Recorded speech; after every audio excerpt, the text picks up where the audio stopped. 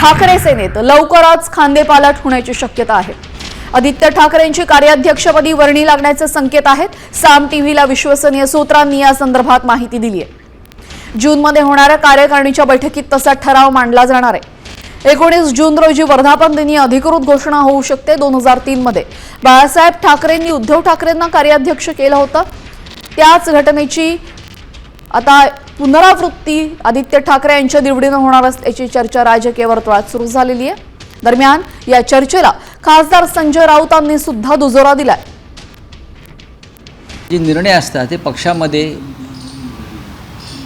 शिवसेना पक्षप्रमुख उद्धव ठाकरे यांच्या नेतृत्वाखाली घेतले जातात आणि जर श्री आदित्य ठाकरे यांचं नाव समोर आलं असेल आपल्या माध्यमातून तर नक्कीच त्याचं स्वागत केलं पाहिजे। आणि नक्कीच आता तरुण पिढीच्या हाती नेतृत्व देताना या सगळ्या गोष्टीचा विचार केला पाहिजे की पुढलं राजकारण हे तरुणांच्या हातातच जायला पाहिजे।